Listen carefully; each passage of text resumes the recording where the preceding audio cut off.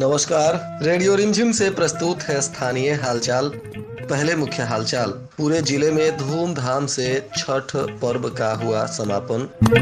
Current लगने से एक व्यक्ति की हो गई मौत। पट्टा और कारतूस के साथ 3 गिरफ्तार, भेजे गए जेल। बाल मजदूरों का नहीं रुक रहा है शोषण। और कबड्डी प्रतियोगिता में लाजपुर हुआ विजयी। स्थानीय हालचाल के इस अंक के साथ मैं अनिकेत मिश्र। अब हालचाल विस्तार से।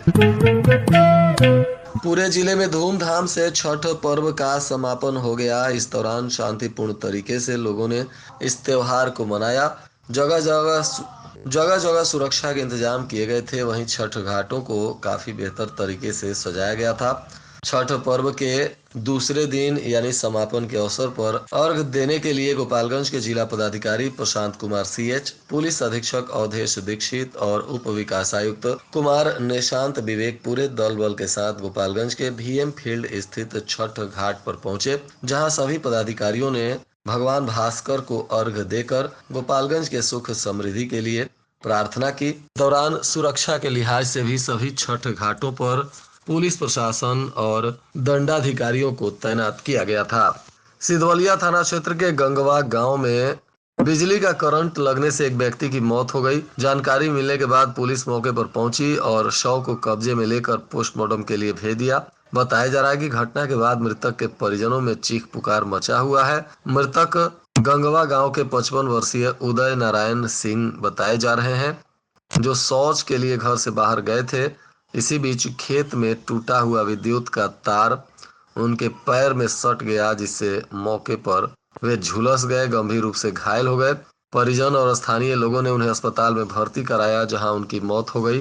घटना के बाद से पुलिस भी मामले की तफ्तीश में जुटी हुई है, तो स्थानीय लोगों ने विद्युत विभाग की लापरवाही को लेकर इस मौत के कारण को बताया है। कुचायकोट थाना की पुलिस ने वाहन जांच करते हुए 3 लोगों को देशी कट्टा और कारतूस के साथ गिरफ्तार किया। बताया जा रहा है कि आज तीनों को माननीय न्यायालय में प्रस्तुत किया गया था, जहां से सुनवाई करते हुए अदालत ने इन्हें न्यायिक हिरासत में भेज दिया। ये तीनों आरोपी जादवपुर दुखहरन के रहने वाले हैं। इनमें एक आरोपी का नाम कुंदन कुमार, दूसरा विशाल कुमार है और तीसरा राजन कुमार है। ये लोग मोटरसाइकिल से किसी आपराधिक घटना को अंजाम देने के लिए जा रहे थे और इनके पास अवैध रूप से आग्नेयास्त्र था, परंतु पुलिस को इसकी भनक लग गई और पुलिस ने वाहनों की जांच शुरू की, जहां पुलिस को देखकर ये तीनों भागने लगे। जिसके बाद पुलिस ने खदेड़ कर तीनों को पकड़ा और जांच पड़ताल की गई तो इनके पास से देशी कट्टा और कारतूस मिला।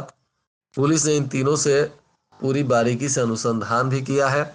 इनके आपराधिक इतिहास को भी खंगाला गया है और आज इन तीनों को न्यायिक हिरासत में भेज दिया गया और इनके साथ आपराधिक घटनाओं में संलिप्त अन्य लोगों की भी पुलिस पहचान करने में लगी हुई है। कुचायकोट प्रखंड के पांडे खरिया गांव में चरणाश्रयी फाउंडेशन के तत्वाधान में गवई कबड्डी प्रतियोगिता का आयोजन किया गया, जिसमें मुख्य अतिथि के रूप में दर्जनों गणमान्य लोग शामिल हुए। इस दौरान टूर्नामेंट के फाइनल मुकाबले में समाज सेवी विवेक पाठक और साहित्यकार सर्वेश तिवारी की गरिमामयी उपस्थिति भी रही। इस टूर्नामेंट के पहले मुकाबले में लाजपुर ने बलथरी को हराकर फाइनल में स्थान पक्का किया, तो दूसरे में खुटवनिया ने जमुना को हराकर फाइनल में स्थान पक्का किया। तो वहीं कबड्डी खेल रोमांच होता है, जिसको लेकर काफी लोगों में उत्साह दिखा।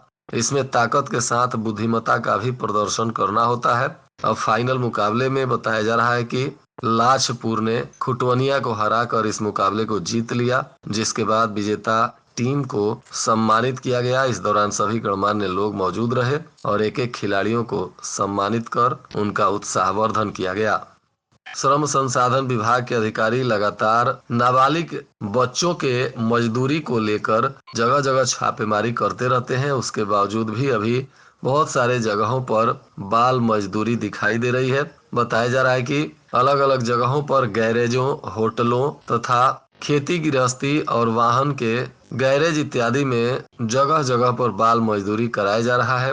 8 से 10 घंटे तक भूख मिटाने के खातिर ये बाल मजदूर काम करने को विवश हैं। इनके घर परिवार की स्थिति काफी दयनीय है, जिसको लेकर बाल मजदूरी करना इनकी मजबूरी है। एक तरफ सरकार बाल मजदूरी को रोकने की दिशा में प्रयास कर रही है, परंतु इनके घरों की जो स्थिति दयनीय रहती है उससे सुलझाने के लिए सरकार और प्रशासन की तरफ से कोई पहल नहीं किया जाता है, जिसको लेकर बाल मजदूरी पर रोक लगाना प्रशासन के लिए काफी टेढ़ी खीर साबित होता है। इस दौरान गणमान्य लोगों ने कहा कि कबड्डी न सिर्फ शारीरिक क्षमता में वृद्धि करता है बल्कि उनकी बौद्धिक क्षमता में भी विस्तार करता है। खेल हमेशा एकजुट रहने और संघर्ष करने की प्रेरणा देता है, जो युवा पीढ़ी के लिए आवश्यक है। आयोजन समिति की सराहना करते हुए अशोक पांडे ने कहा कि हमें ऐसे आयोजन करके युवाओं को समय समय पर ऐसे मंच मुहैया कराने चाहिए जिससे वह अपनी प्रतिभा का प्रदर्शन कर खेल के क्षेत्र में अपना भविष्य भी बना सकें। उन्होंने खिलाड़ियों का परिचय भी प्राप्त किया। आयोजन को सफल बनाने में समिति के व्यवस्थापक आदित्य प्रकाश पांडे, संघ अध्यक्ष शिवम मिश्रा, करण मिश्रा, आशीष पांडे, प्रशांत मिश्रा, शशि प्रकाश पांडे, नीतीश, सत्यम राज, प्रीतम आदि का विशेष योगदान बताया गया। गोपालपुर थाना की पुलिस ने गुप्त सूचना के आधार पर कीलपुर कांटा के पास हल्दी के खेत में छुपा कर रखा एक देशी कट्टा बरामद किया। इस मामले में एक दुकानदार को पुलिस ने गिरफ्तार किया है। आरोपी सेमरा टोला अहिरौली का संजीव कुमार सिंह है, जिस पर पुलिस ने कानूनी कार्रवाई करते हुए आज इसे न्यायिक हिरासत में भेज दिया। बताया जा रहा है कि आरोपी के दुकान के बगल में ही खेत में यह हथियार छुपा कर रखा गया था। इसकी पुष्टि होने के बाद पुलिस ने छापेमारी की, जिसके बाद दुकानदार पुलिस को देखकर दुकान छोड़कर भागने लगा। पुलिस उसे दौड़ाकर पकड़ी और खेत में जांच पड़ताल करते हुए देसी कट्टा को बरामद किया, जिसके बाद अब इस आरोपी पर कार्रवाई की जा रही है। कुचायकोट प्रखंड के उत्क्रमित मध्य विद्यालय ढोणवलिया के पास छठ घाट पर गुरुवार की देर रात बज रहे लाउड स्पीकर को लेकर कुछ असामाजिक तत्वों ने पत्थर फेंक कर आपसी सौहार्द को बिगाड़ने का प्रयास किया। इस दौरान छठ घाटों पर किए जा रहे विद्युत सप्लाई की तार को भी काट दिया गया, जिसके बाद छठ घाट पर अंधेरा हो गया। घटना के बाद दूसरे पक्ष ने शुक्रवार की सुबह पुलिस प्रशासन को सूचना देकर विरोध प्रदर्शन शुरू कर दिया।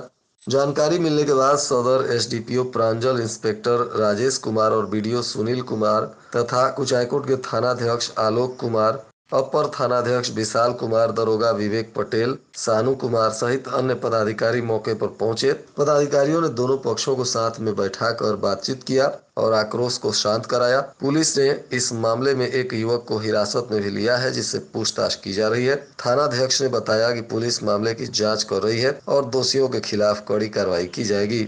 और आज के मौसम का तापमान गोपालगंज में न्यूनतम 22 डिग्री सेल्सियस और अधिकतम 33 डिग्री सेल्सियस रहने की संभावना है। अंत में मुख्य हालचाल एक बार फिर। पूरे जिले में धूमधाम से छठ पर्व का हुआ समापन। करंट लगने से एक व्यक्ति की हो गई मौत।